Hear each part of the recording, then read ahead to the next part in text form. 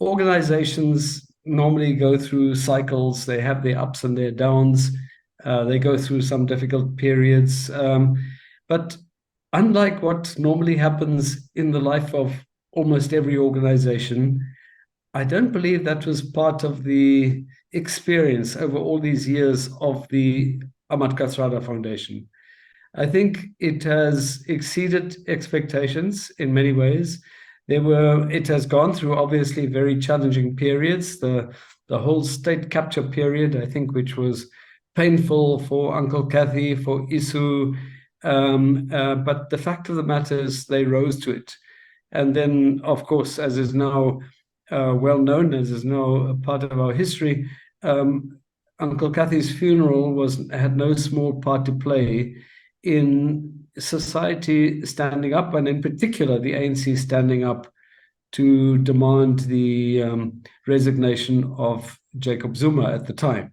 Not that not that that's where the struggle ends, but it was a very important part of civil society and comrades with integrity being bold enough, brave enough to raise their voices against the things that were wrong.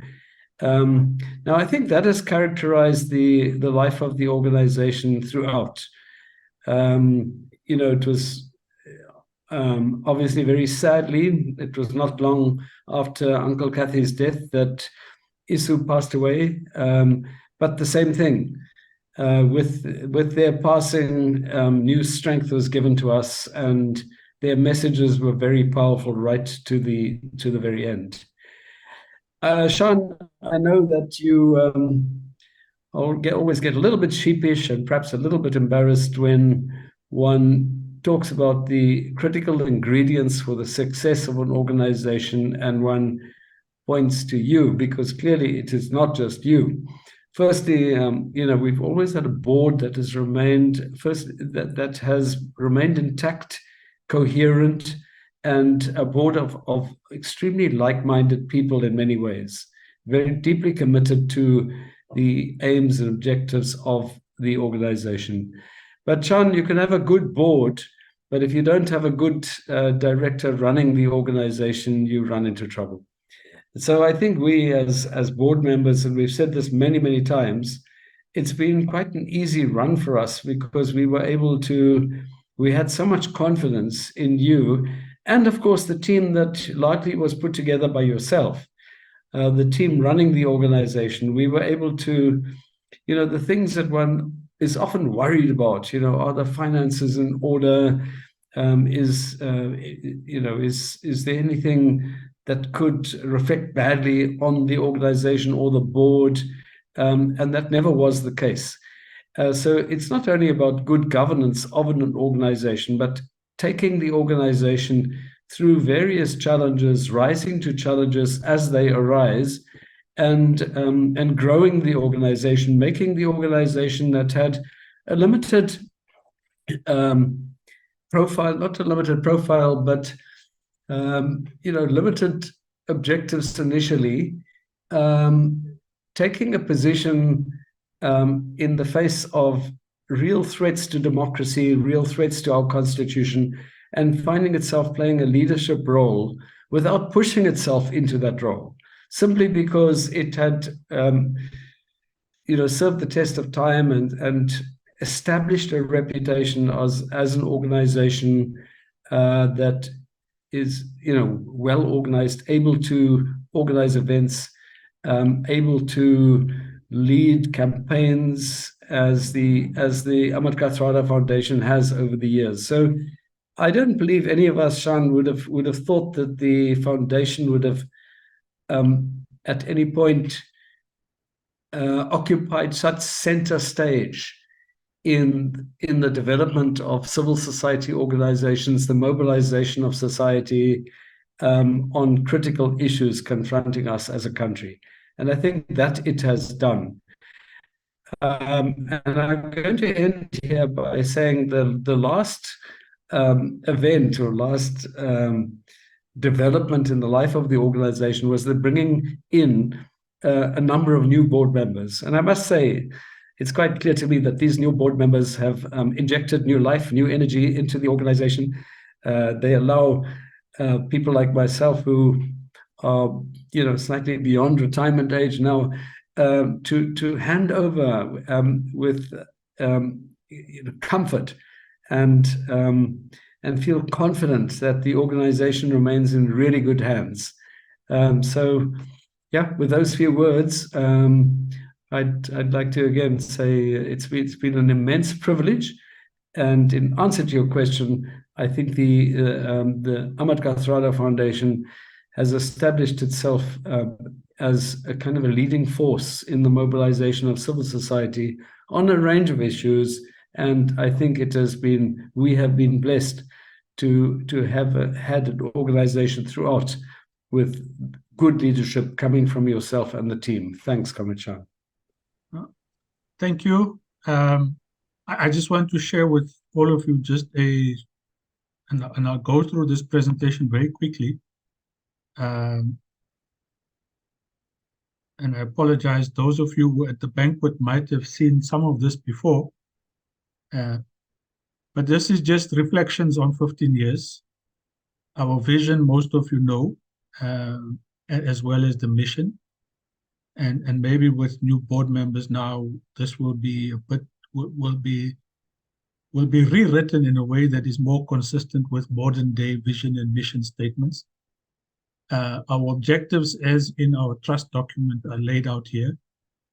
Promoting values of the Constitution, recording, collecting, research, producing material, seminars, lectures, debates, research, and then projects and programs that deepen non-racialism and create an equitable society. I think on each one of these, we've made significant progress. Launched August 30th, 2008, opened our offices June 2009. We've been renting from then up until now. We've probably paid for the entire building in terms of rental space. Unqualified audits, 14 years. Our former chairpersons, 46 board meetings to date formally. These are just some of the current areas of focus that we, as the board in this year, have focused on. Strategic as well as operational objectives.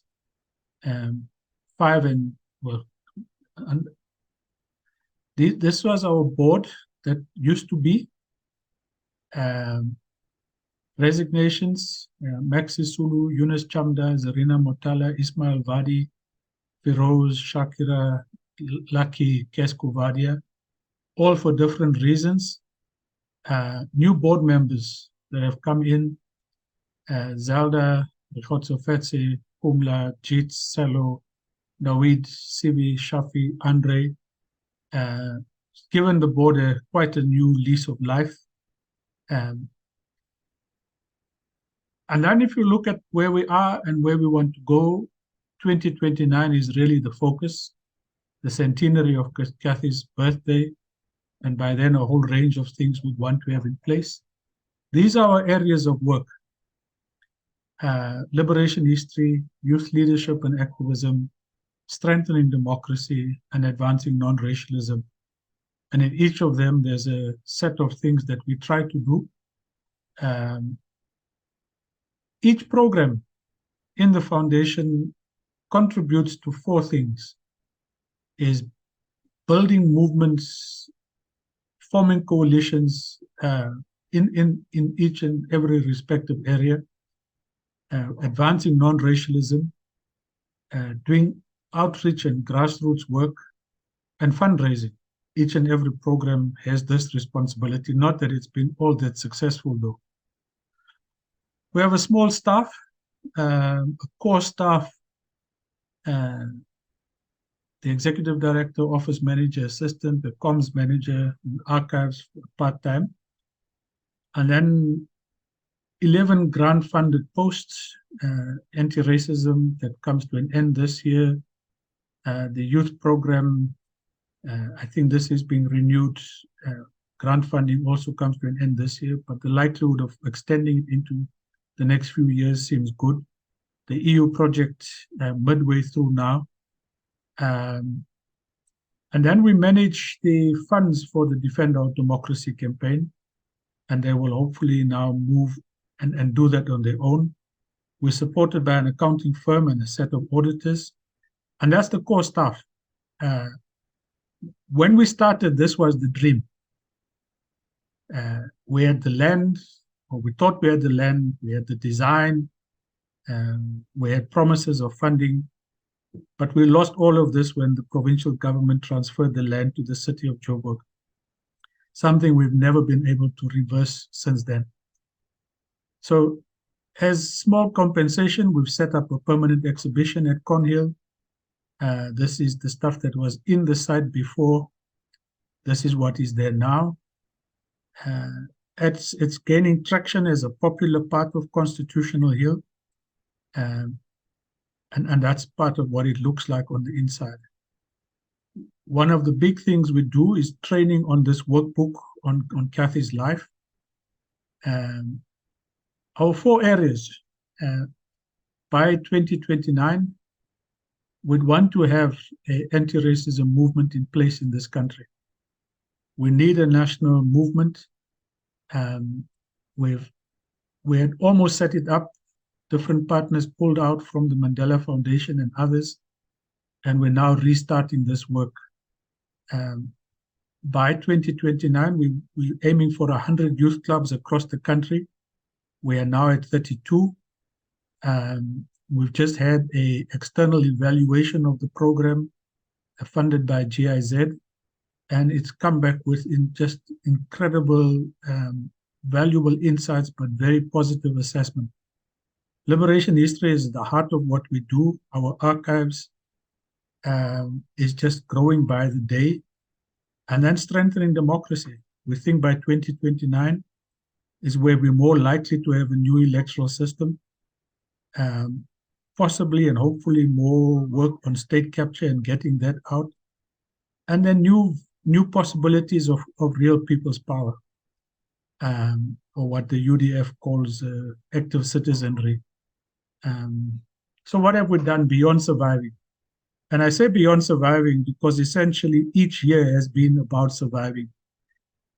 Every time we get to this year, we have 6 months worth of reserves, and somehow we manage to get through the next year. So what we've been able to do is Kathrada's profile.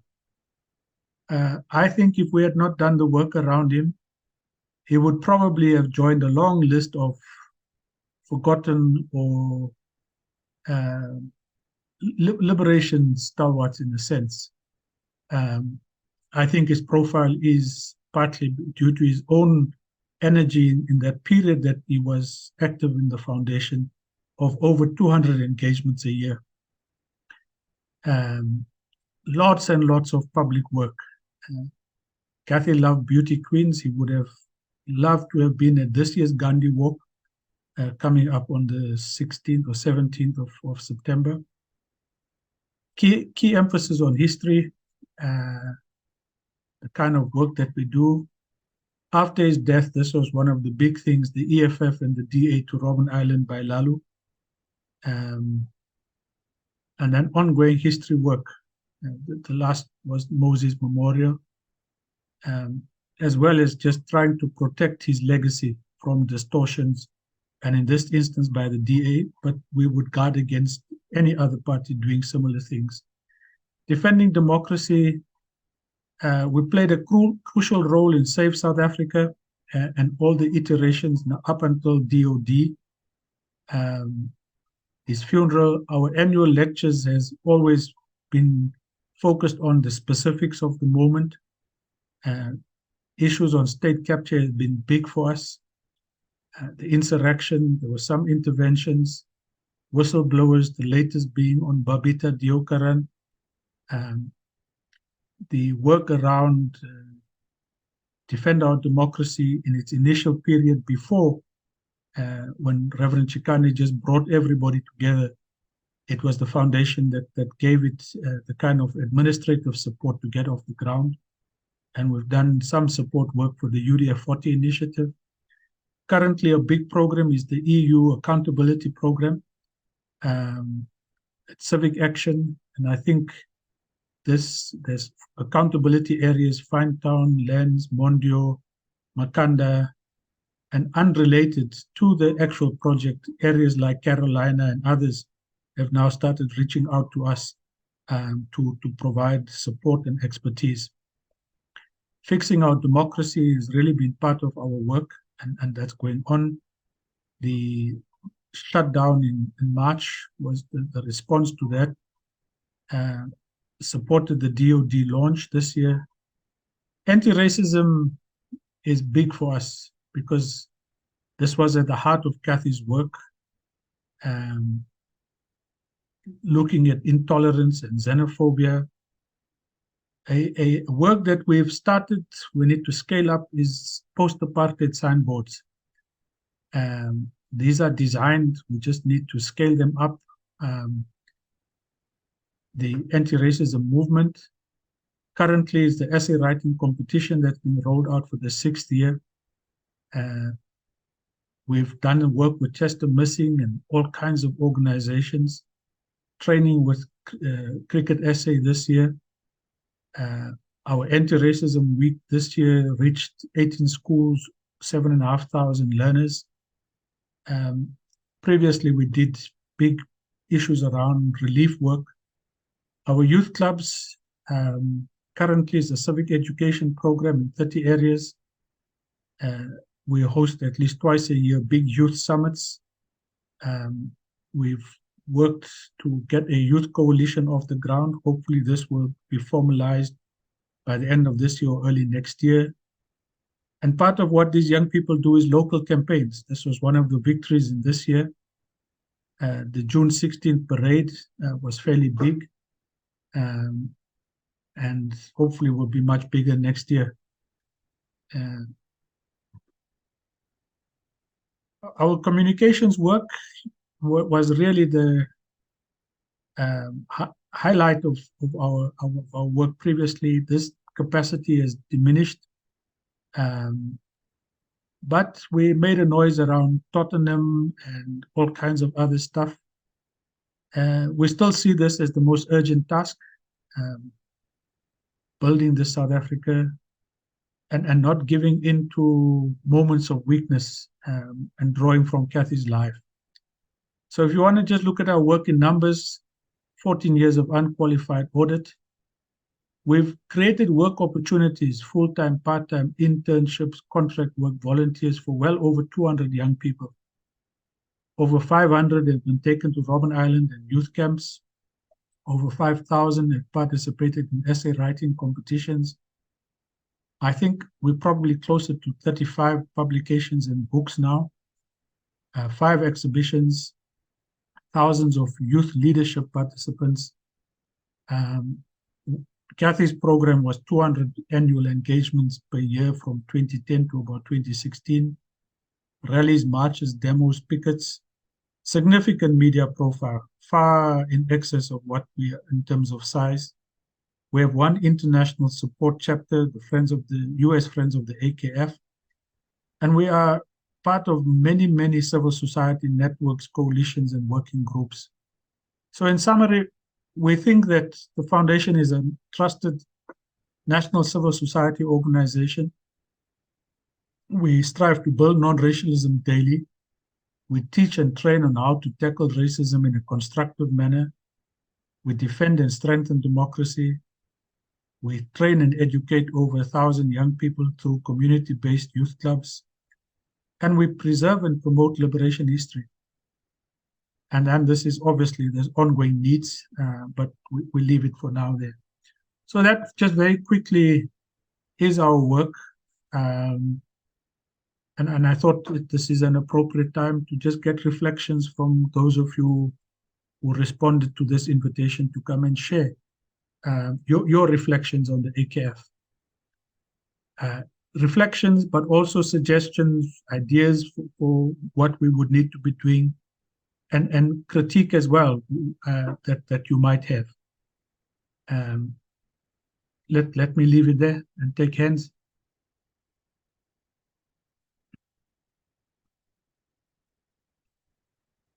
Nobody wants to say anything. Okay, Mr. Vadi, let's get you to kick off, man. You were a board member, you left, but you're still very much attached to the foundation. Your observations on 15 years.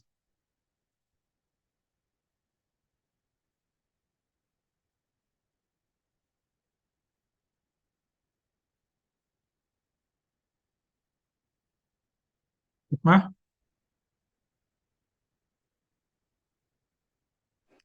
Shan, you're disturbing my supper, you know that. I was just going to wash up. Let me come in a little bit later. I just want to get a bit organized. Okay. Yeah. Right. So we've kicked off there. Ravi, let me impose on you from a distance in KZN. You've been observing our work for a while from a distance. You want to share any reflections? No, thanks, Sean, and greetings to everyone. Thanks for the invitation. I think you're quite correct. You know, from KZN, we feel like a little bit of a neglected child for the foundation. I'm teasing. I'm teasing you, but your work, obviously, understandable reasons, is largely Gauteng based, but with a national outreach. I mean, there's no doubt that your guys' work has been quite phenomenal over this period of time. And I think there can be no doubt, as Derek said, that you've done absolute justice to Kathy's legacy.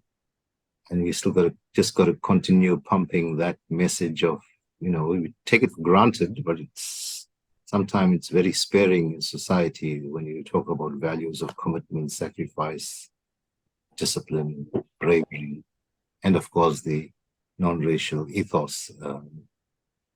I think most of us remain in the ANC or have some association with the ANC, and we know the extent to which non-racialism has regressed. So that's a major challenge that still remains. But the first point is broadly, you need to be applauded for the work that you've done over so many years, and your reports really unpacks that quite indisputably.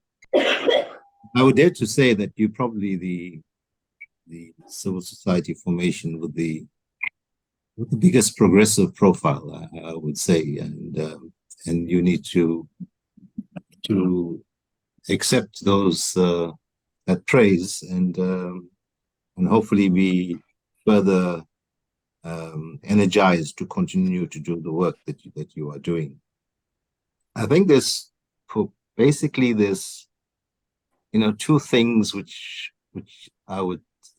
we all grappling with, and I suppose that the foundation would also grapple with. It's nothing new, but when you talk about socially cohesive society, I think many of us still worry that rather than progressing on that front, there are serious threats to that social cohesion or having a socially cohesive society.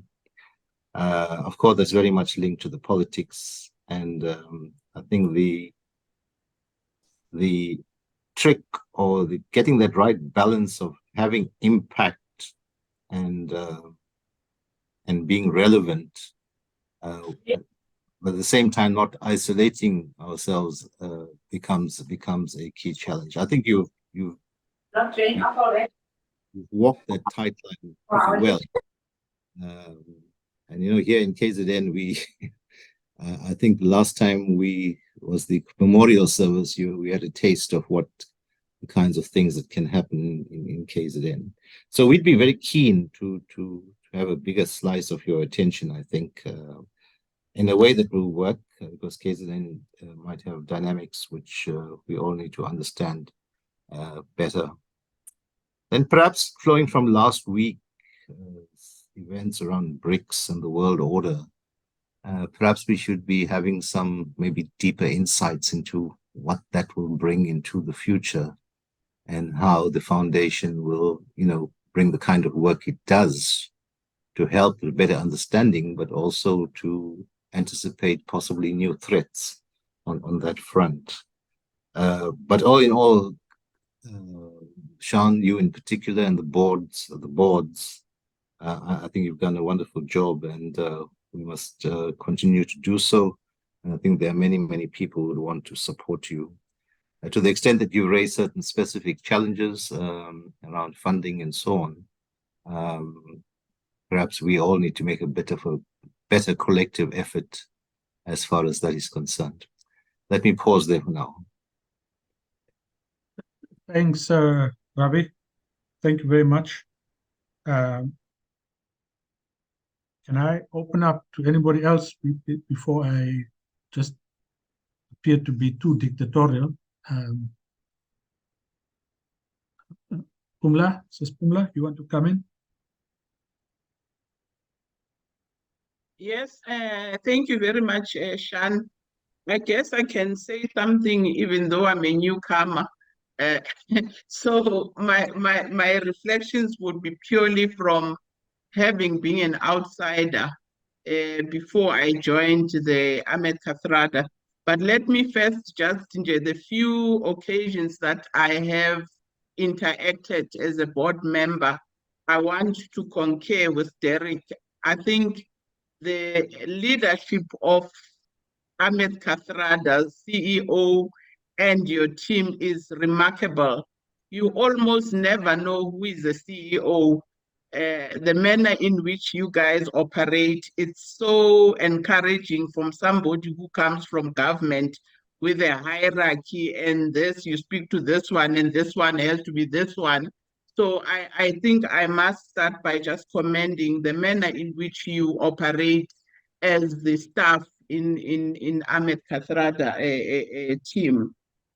The second issue that I thought I wanted to also commend the Ahmed Kathrada, whilst I was in government, sometimes things that I would have known that, this thing is not right, you would almost never fail to hear the voice of the AKF. I think they almost played that role of keeping government in the radar screen of things that impact on the citizens of this country. And I think it's something that was quite commendable, whether it's corruption, whether it's some push decisions that don't make sense. You almost got a sense that they are really keeping us on track as government, because that's what we want civil society to do. Because if we lose that, I think we run a risk of this democracy taking a completely different turn. So the voice of Ahmed Kathrada was almost visible. The other element that I would also want to commend, and maybe to even say, I think we do not have a choice in this country if we are to see the non-racialism that we are envisaging in our constitution. I think somehow we think that by putting it in our policies, the issue of non-racialism will happen. And the Ahmed Kathrada seems to be taking the lead, because if you don't tackle it from young people, the likelihood is that the whole wrath of apartheid will continue and will fester and fester and will still come in boomerang. And I think Ahmed Kathrada, yes, they do have limited resources, but they are tackling it where it matters. Because if you don't make an effort to deal with elements of racism within our institutions, whether in schools, whether in communities, we are not going to crack it. And I think Ahmed Kathrada seems to be doing extremely well, but the work is really enormous, because if they are going to be tackling it alone, I don't think government is really putting resources in the Department of Arts and Culture to make sure that they have programs that are similar, because if they had resources, they should be partnering with NGOs and civil society organizations to make sure that it does happen. I don't know whether it does happen. Maybe it's me, I missed it. But I think the only institutions that I've always found doing practical and issues around racism is the Ahmed Kathrada. So I would also want to commend the Ahmed Kathrada and say that it's one program that we can never fail Uncle Kathy on. The work still needs to happen, and it doesn't seem to be having a home other than just that our laws are there, they are non-racial, and the Constitution is saying that. As long as we don't do something about it, I don't think we are going to crack it. Thank you very much, Sean. No, thanks, Spumla. Ismail, are you done eating now? Yeah, you can. I can talk now. Okay.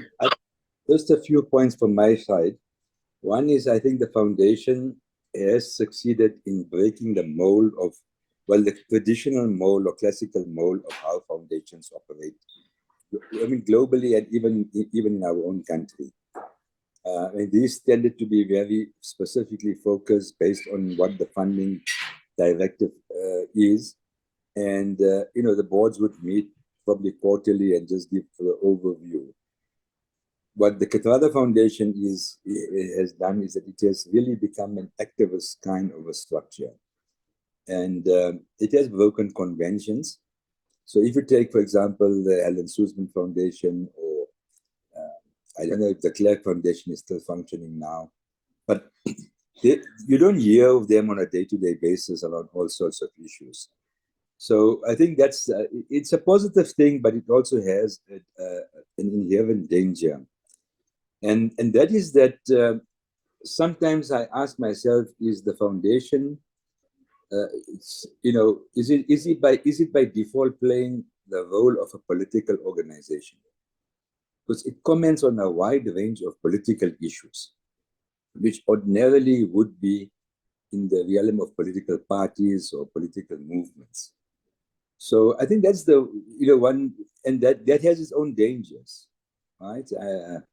So I think that needs a little bit more discussion, and it might be that the conclusion after the discussion is that you continue in that role. But it warrants a discussion.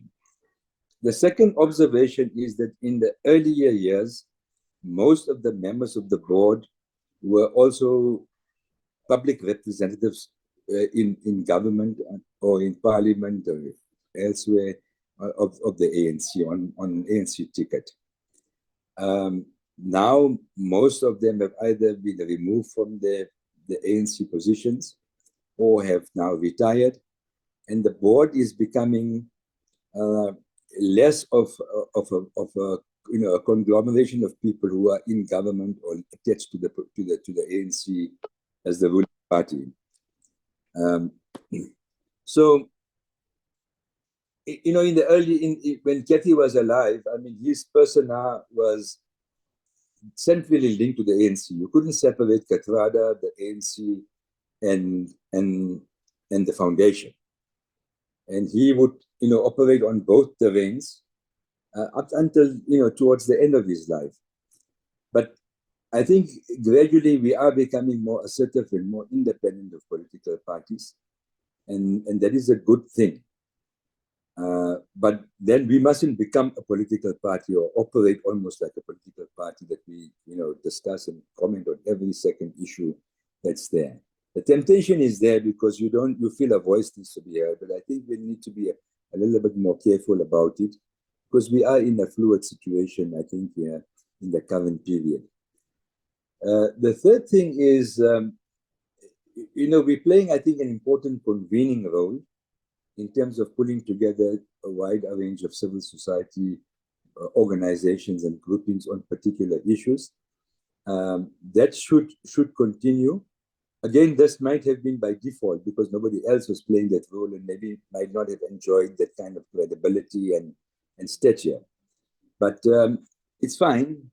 But I think we need to also now define our role as the AKF and defend our democracy. Because defend our democracy must come of its own. It can't work in the shadow of the AKF.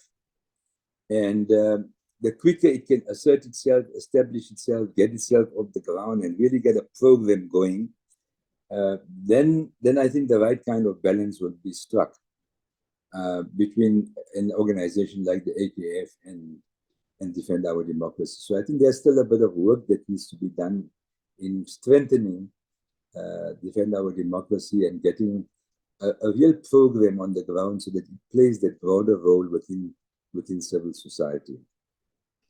The last point that I don't think we've had any discussions on is that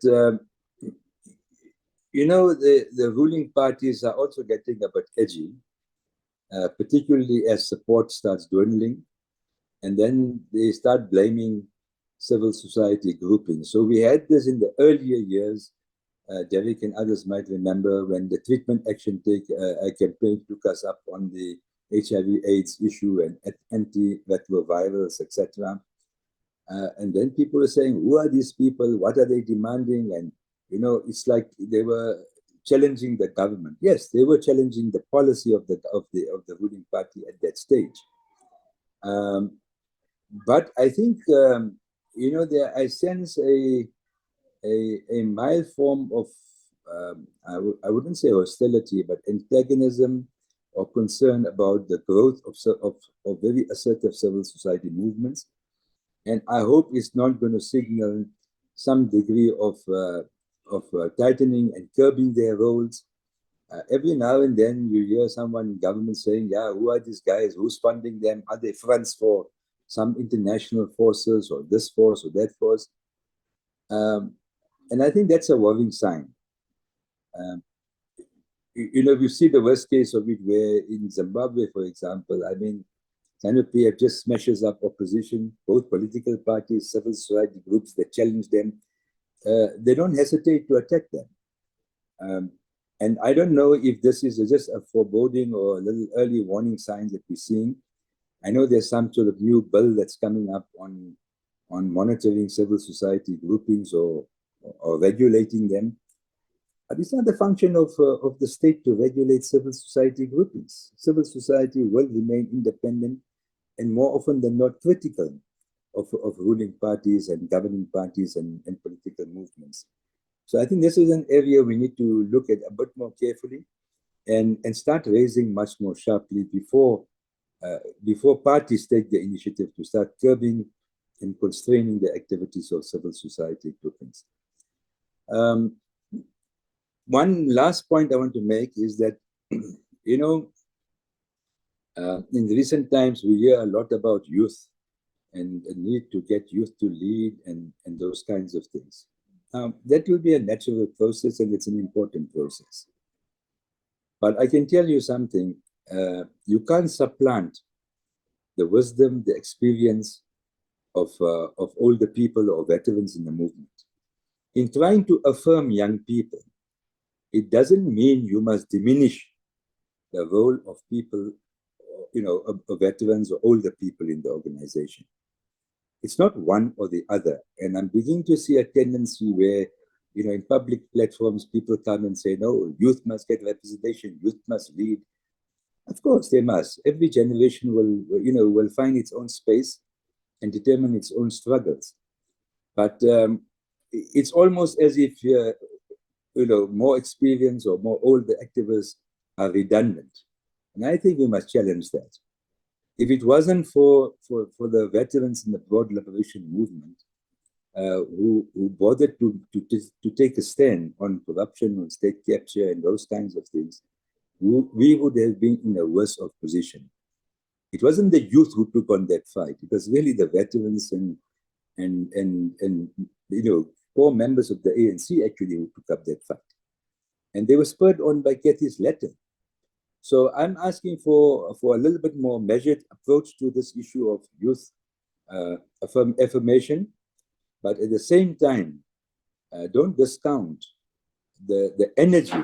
It doesn't mean old people got no energy. I have seen older activists outworking younger people. So what's wrong with older people being active in our organization, in our movement, in civil society? Many of them work very hard and are very sincere, and we shouldn't diminish their contribution over time. Let me leave it there, Sean. No, thanks, Ismail. I think you've raised a number of things which I'm hoping others will pick up on, because that's precisely why we're having this session.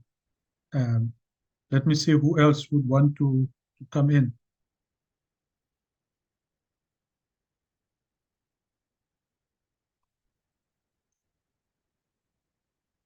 No? Ned, you want to share some reflections and maybe pick up from some of the points Ismail has raised?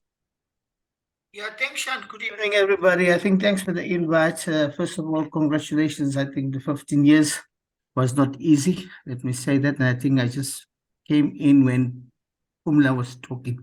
I think there's a lot that the AKF is doing. And I always ask, and I think personally I asked you, how you guys actually manage this. There isn't a week that goes past that you don't have some kind of event, right? And also, I think the whole advocacy kind of thing, I think you guys have really shown, or the AKF has really shown that they are leaders, or they are one of the leaders who are really moving in the right direction. I think Ismail has raised some very, very interesting points, Shan, and I think this has been the concern, maybe sometimes for people like me, coming from the activist background, who really understand, maybe a younger age didn't understand what I was doing and why I was doing things.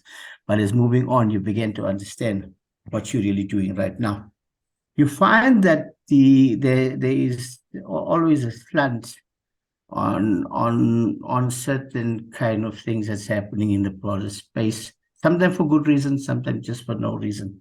Now, I think I want to go what Israel is saying. But Kathy himself, right, was always a staunch person of the ANC. Very staunch. I mean, if we didn't agree with them, we would say what they want to. And I was just a bit worried that, we tend to be moving maybe a bit away from the movement. Look, I've always said I'm still an ANC person. I'm angry with what's happening with the members. I don't trust anybody, but the ANC's name itself, I think for me, cannot go down to waste. I don't know, that was just my thinking. So I'm also asking, isn't there a better way that the AKF can start positioning itself? Because look, it's doing quite a lot. It mustn't become just a group of, coming out when things are wrong. But I think when things are going right, is it how do we then start saying, yeah, these things are right? And I think AKF right now is a structure, especially like me and many like me, who look up to it for hope. We look up to hope. Others go to church, to mosque for hope. We look up to the AKF for hope because we know there's something happening for us.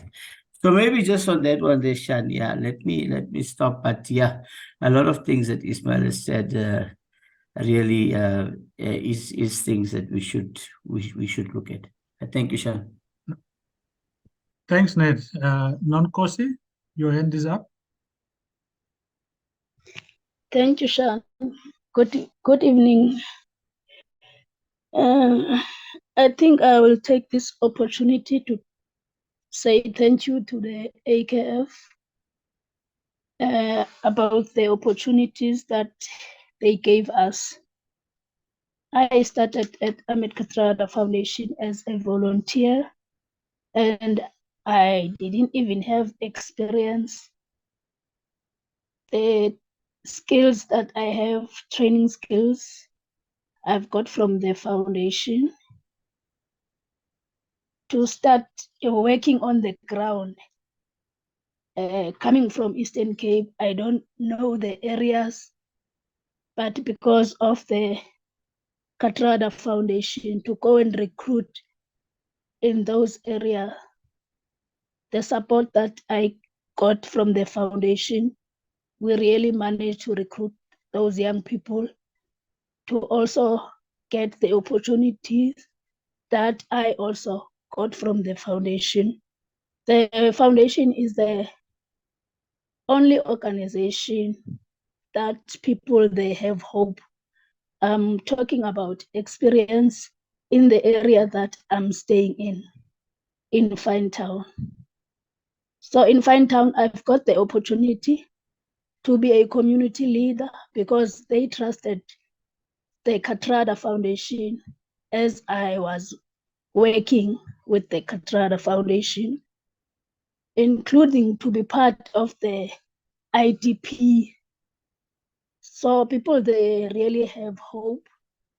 And I know there's a lot of challenges to work at the Ahmed Katrada Foundation. I think people, they think it's a big foundation, but because we work as a team, we manage to work as a team. We have really a family home, all of us. For now, the work that I'm working for, Action for Accountability, I even managed to get all of those are interested to help them understand perception that community members on accountability in their neighborhood and do better understand how they also organize around issues of service delivery so that they can prove their accountability that aims at strengthening agency of communities on accountability related issues. So to work at the foundation, it was really a blessing. Thank you. Thanks, Nonkosi. Irfan, you want to come in? Yeah, no, thanks so much, Mr. B. I don't know where to start, but maybe like Nonks, let me say my journey in the AKF was when I was in matric officially as the youth in the former youth program, and that was almost nine odd years ago, just over 9 years, I think. And wow, what a journey it has been for me. And I think those in the office would bear testament how emotional I was in the last few days. Is primarily because it had a tremendous impact on my thinking, my organizing, the skills that I have to do what I'm currently doing. And I think it's a huge thanks to all of you for making that possible and making that happen. Let me start by saying that, this last month and a half has also been quite odd for me, not being there. In as much as I'm still in communities almost daily and around the country visiting different groups, it's quite fascinating that almost every day where I'm going, I'm applying the same sort of principles, the same thinking on organizing. There's a strategy Mr. B uses of voice, visibility, relevance that has also continued with me even though I'm not there. And I think there's a winning model there that I'm hoping we, not just yourself, Mr. B, but perhaps even the board, as a all-round evaluation of and perhaps a research project as soon as that comes out, invest in, because I think it's something that could really, like Uncle Ned says, inspire many others to do similar, if not the same. I am provoked a little bit by Uncle Ismail's point, and I'm going to just throw in on that because I think the youth program has really developed the right mix of the intergenerational ideas of the past into a very present and perhaps somewhat modern way of looking into how we can organize differently. I do challenge the idea that it's young people shouldn't be saying that we need more space to be leading. I think there needs to be a balance of active listening from both sides. And I don't think we're gonna do it if we not gonna engage on the content and some of those facts, because I think for a long while we've seen that progressive young leaders have not been able to emerge, and primarily in the ANC, if you must, and even outside of that. And I think that isolation has meant that they've organized and built outside of what we used to as sort of the progressive organizations in civil society. I've traveled now from KZN, Eastern Cape, the Western Cape. Just got back from Bloemfontein today. And I've also found that there's organizing already happening by young people. It's also very disconnected and quite at a distance from what we say and how we ordinarily speak within our spaces. And I think having the privilege of being now in split in between the two, I can say that there is a bigger role that perhaps the foundation and through the coalition that it's built can create, that shared ideas. And even when we do look into intergenerational exchanges, it's not just from a lens of the wisdom of the old, but a shared leadership experience that I think could be cultivated given the winning formula we've been working on. I'm hoping that some of my own experiences in politics now will help shape that, and I'm again always happy to contribute. Apologies for not signing my debit order in time. I will get it done this week and make sure that contribution does come through. But outside of that, I think it keep going. There is some critiques I have being on the inside, but that's something I can take up with you, Mr. B, on a one-on-one, because I think it might be quite useful to have those shared, and look into how we build into the next 10 to 15 years into this democracy as well. Thank you so much. No, thanks, Irfan. This is a space where I think we must be free to express our views and opinions, and that's precisely why we wanted this session online today. Derek? Yeah, absolutely, Shan. I think it's, I'm not going to respond to the various points made, but I agree with you that sometimes sessions like this that are more sort of purely reflective, rather than dealing with the many issues that need to be dealt with as an organization, I think it's very useful. But I've got to say, Irfan is one of the people that I think made a massive contribution to a very important component of the organization, of the organization's work. But he's also given me and a number of other people a kind of a renewed confidence, knowing all the massive challenges that are out there amongst younger people. And it's not easy because the younger people are faced with serious difficulties, but that where people like Irfan and others give one, faith in a generation that is there with energy, with commitment, that there are people out there that one feels very happy handing over to, and that one feels confidence in. But what I really wanted to say, Shan, is that you did a very useful presentation, a kind of a snapshot of where we are as an organization, the things we've done over the last few years. But I would love you to also do your own reflection and just say, what is it about the organization that makes you feel proud of it, makes you feel good about getting up and going to work in the mornings, and makes you feel that the organization, knowing that on its own it's not going to radically change, or on its own it's not going to achieve very much, but as part of a grouping of organizations, how you feel this organization working together with others is able to make a difference. And we're going through, I believe, very challenging times. Many people are quite depressed about the times that we're in, and yet there are glimpses and glimmers of hope.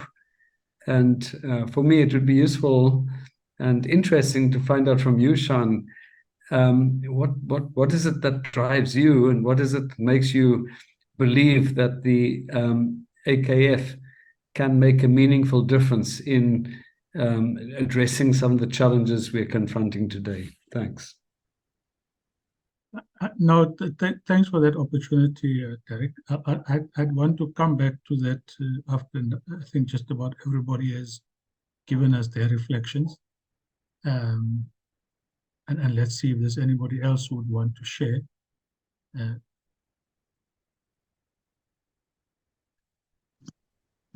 Sean, I can come in from Cape Town. Andre. Please, Andre. Yeah, I just want to say very shortly, it's a very impressive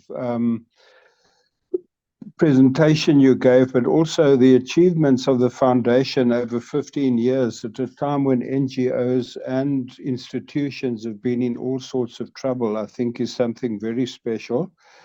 And both the compliments to you as a chair and also to the kind of people who've been there to give you support. I've just looked today at a 2012 AMK 80th, it must have been Kathy's 80th birthday. And Ismail Vardi's there, and George Bezos, and Mandla Komfe, and Barbara, and Eleanor Sisulu, and Mozi Mula, and of course, you've got the microphone in your hand there. So it's just, looking back to then and to now, it's just a space that one feels good to be in with the kind of values that there are. I think the big challenge is like, as people have just said now as well, is the strategic kind of trajectory from here to 2029. If that is, like a goal to do a very good centenary, which sounds good. And how does one do it? Three things have to be clarified. And the first one is we need to have that leadership at the helm that you've shown. So 15 years plus 6 is 21. That's almost a fifth of 100. You would have been in the job for a long time then. But that how does the foundation keep that energy? And then in relation to, closer or further from the ANC, as people have said today, it was an organization very close to the ANC, and probably in the next year or so, one will have a better sense of how the foundation wants to go in that relationship, but also then the issue of young and old, and how an organization that looks at a liberation history and a liberation figure like Kathy stays relevant amongst young people. And I think the foundation has had the winning formula again in terms of this tremendous work amongst the youth that you've done. And that also relates, so that has to be deepened in a sense, from my little bit of experience looking in. And also that is how we continue to fight for non-racialism, by being on the ground rather than talking about it in theoretical ways. So I think that's my little bit. Just congratulations on the 15 years. It's great to be in this space. And then the next 6 years, we need to be very clear on certain issues, obviously funding and all those things as well. Thank you. Thanks, Andre. And Jits is listening to all of this because he's going to have to help us make strategic sense of all of these things. But I'm going to ask you if you have any comments, Mr. Harkoven. Yeah, in fact, it's exactly what I was going to say. Look, I think the comments, thank you everyone for the comments as well. As a new board member, I've been making notes. I think the issue really is that an hour, hour 10, 1.5 hours is not going to be sufficient to do justice for the kind of work, A, that we have done, and B, that we need to do. So, I think what we would have to do is, as part of a strategic kind of review, is do the review part first and then do some amount of the planning that needs to go into the future. And unpack this difficult question. Are we a political movement? Are we not a political movement? What's the role of youth in all of this? Today, just as an aside, I had to represent the board on something dealing with Parliament. And the question then was, do we as the foundation say to Parliament that you actually are not heading in the right direction? And it's a decision that the board's going to have to take. So it's those kinds of challenges that we have to do, going forward. Also, I think the issue around technology, the kind of divide, not just the digital divide, but the divide in society is getting bigger. And do we play a role there? Do we act as bystanders? I think there's just a lot of questions, Sean. But my experience, also living on the other side, I need a passport to come to Lens and Joburg. I mean, as someone being in the Greater Tshwane area, it has been an issue around, it's predominantly a Lens kind of base or a Joburg base, and only in the last few years that kind of footprint has broadened, and it's something that we're going to have to think about. Institutionally, organizationally, are there other options that are available to the foundation going forward? So I think these are some of the issues that we would have to grapple with at the board strategic planning meeting. But it might be worthwhile, having a slightly longer session of reflection and input. I mean, just looking at the people in front here, Fatima, Zarina, Shada, have been around. I just picked three randomly, have been around for a long time. They're quiet here, but in a smaller group setting, we could facilitate a process where they actually can participate. So I'm proposing, Sean, that we consider some kind of review with a broader grouping, similar to this, if not broader, and then utilize that input into the strategic planning session. Thanks a lot. And I think everyone around the table needs to also, in conclusion, say that we need to give ourselves and the board, the previous boards and the leadership of the foundation a huge sense of thanks and appreciation for the work they've done, because it is going outside the comfort zone. It is doing something different. It is doing something new. Thanks, Sean. No, thanks, Jits.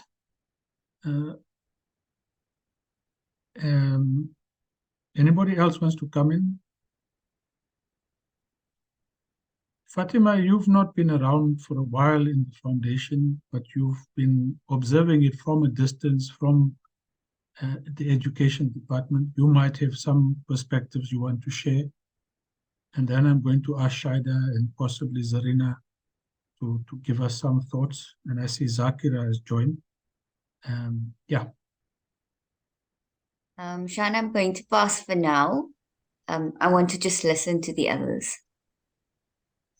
You think you're going to get away so easy?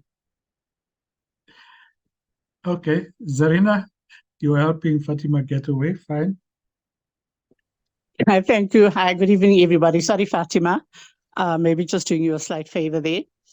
Okay, so for me, I think being on the board from the time it was established has been an absolute privilege and honor to have worked with all board members. It was a very different game compared to being employed at the foundation, working for Action for Accountability.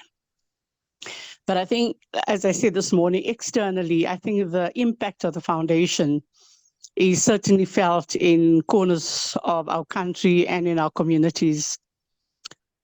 So the kind of work I think that the Foundation has done, and the strength of having to mobilize people and other NGOs and just civil society and just people in general, okay, whether it's to attend an event or to talk about anything, I think the AKF, that strength that the AKF has been able to mobilize society. And it's an organization with a board, with a director, and all members past and present that I think people have a lot of confidence in, a lot of trust, and a lot of faith in. So I also think with the kind of work that the youth have done, and if I look at, as I said, I've been in the ANC from 1995. After joining the foundation, you had to unlearn some of the stuff and learn. And I must say, where it is today, with the kind of young people we have, their skills, and I think we need to further ensure that they are further capacitated. But just each of them in their programs, I mean, I'm just in awe of them, and I marvel at the way they maneuver and the way they work, and the huge respect we have as a team for one another. But it's just been an absolutely amazing journey. And I really feel I was so privileged to be part of all that. And yeah, I look just a huge congratulations to everybody, and we've reached a wonderful milestone. Thanks, Zarina. Thank you very much. I think both you and Eunice reflected this morning in the staff kind of session similar to this, just the difference it has been being a board member and then being a staff member was quite revealing. Can I ask if there's anybody else who would just want to add into the discussion? Shaida, you want to contribute? I could, Mr. B. It's not very different from what I said at the meeting this morning, but I can just maybe just very quickly say that for me, I started from day one at the foundation in June of 2009, of course, with Shan at the helm to guide me. But from the beginning, I think that I knew that I was coming into something big. I just felt a sense of that. I just thought that, you know what, this place is going to go from strength to strength. And really, it held up to its, to my idea.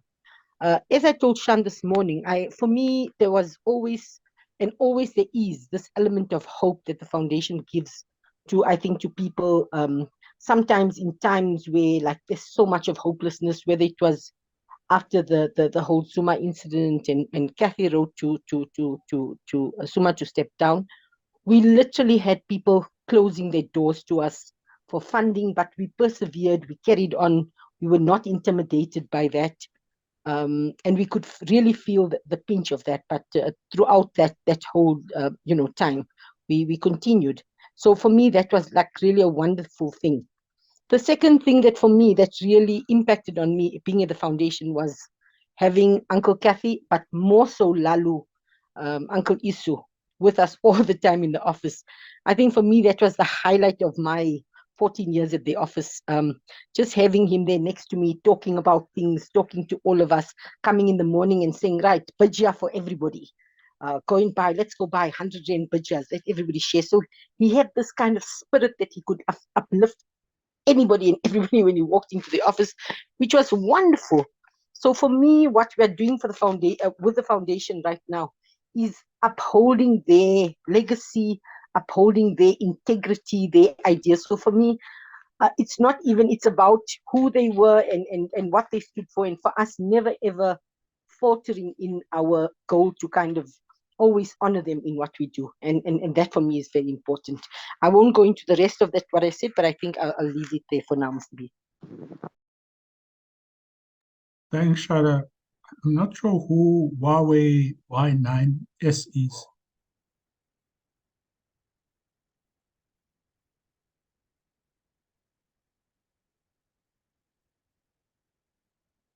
But it would be good to get some reflections from Huawei Y9.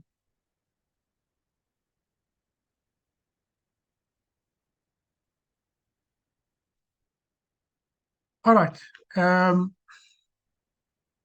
I think this has been very useful. Derek, it's hard to respond to your request. Partly, this has been my job for 15 years. But it's also the one that has probably given me the space to have moved away from a political home. And that's perhaps what has been has given me the kind of energy that was needed for this work. I think breaking party political links meant that I needed to work somewhere else. And the foundation, I think, has been that.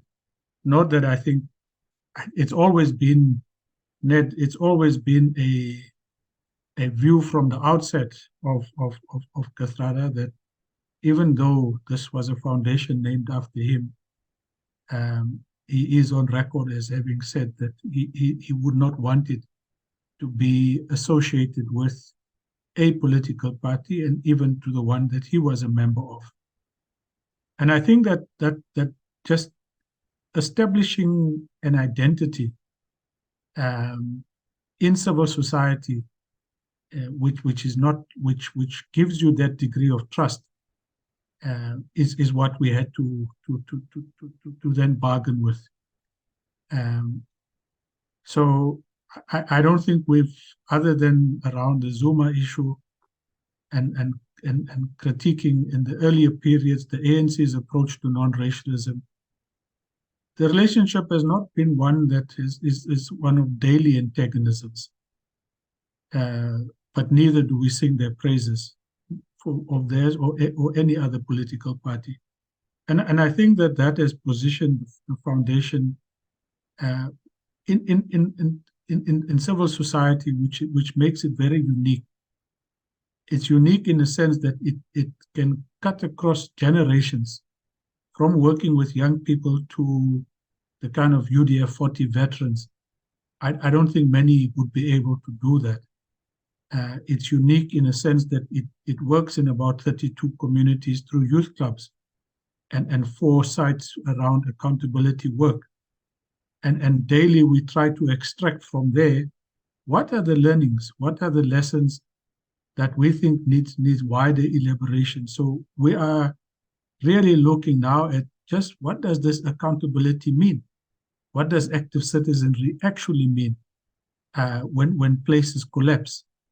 So I think I've been given more latitude than any other foundation CEO in the country, which is what a number of them have asked. How is it that I can speak on a whole range of things when their boards would never allow them to do that?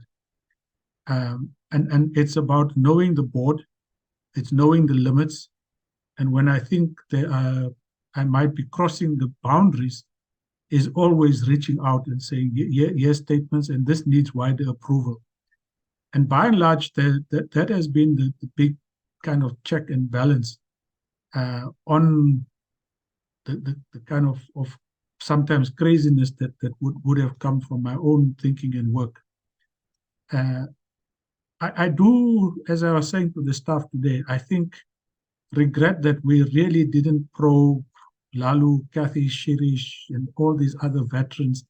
We really didn't extract the information about their lives in the detail that I think we are now missing.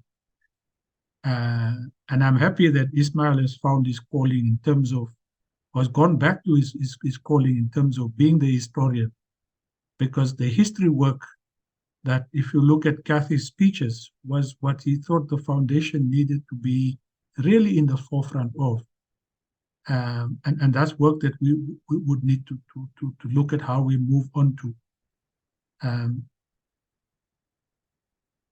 Today's session we had with young people there, some of whom have been with us for over 8 to 10 years. And just listening to them and how they've grown and their confidence levels and where they're likely to go in the future is what has really just made this more than worthwhile. Although a number did raise, your time is coming up at some point, and then what happens? And that's an issue that I think JITS and at the stretch session we would have to answer. Who comes after me? And when is that time to actually make the shifts? But I think lastly is having Derek, Chair Mandla being around, and then being joined now by Andre, Pumla, and a whole lot of newer people, and looking at each and almost everyone in the board, defining an area of activism that we are now supporting, whether it's Rash and Prema and Razia on the TIC 40, whether it's Mandla and others on the UDF initiatives, the Pumla joining us in the meetings with AfriForum and a number of key stakeholder engagements. And JITS now going into this procurement working group to represent the foundation. So as I think more board members define areas of activism that we can support, I think the range of activism will in fact intensify. The areas of work will intensify, while our core area of working in communities around accountability, working on youth activism, and on history work is something we will have to to focus on, but extend through the activism work of board members. And that's what makes it unique. You know, in Cape Town, we now have 4 or 5 board members, and I'm thinking that we need to bring them all together and say, is there one thing that we can do in Cape Town annually for the foundation? Ravi, you had almost agreed to be a member of the board, and then things were not possible.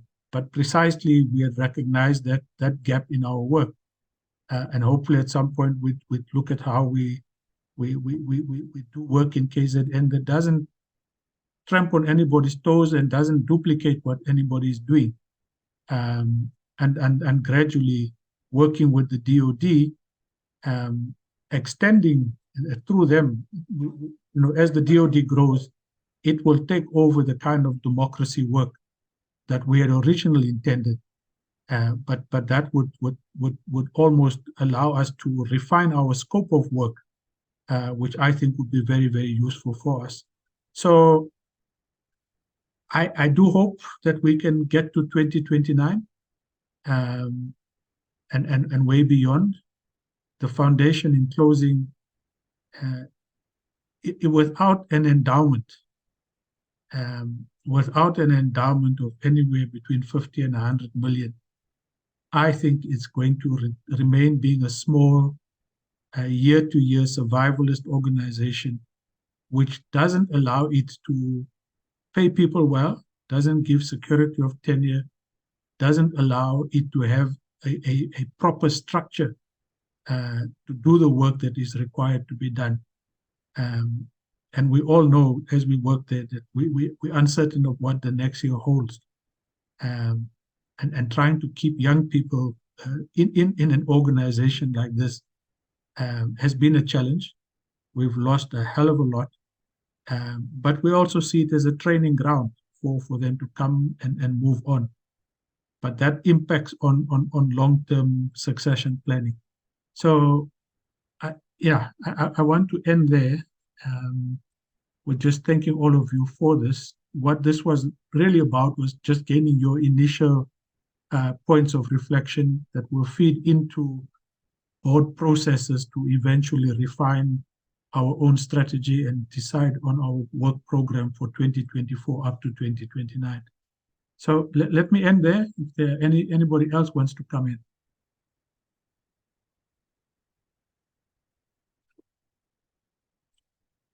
Zakira, I didn't ask you to say anything. I'm not sure if you want to as we close.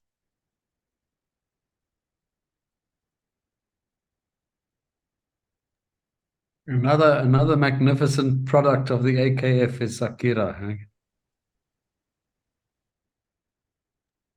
Yeah. Great speech the other day. Maybe she's like a father. She just came on and logged on, and now she's eating somewhere. She's coming on. I am here. I think just from my side is, I'm sorry that I'm late, but I just wanted to say thank you to the Kathrada Foundation for hosting the DoD. I don't think that there would have been a DoD without the Kathrada Foundation hosting it. And I think the same can be said around the UDF.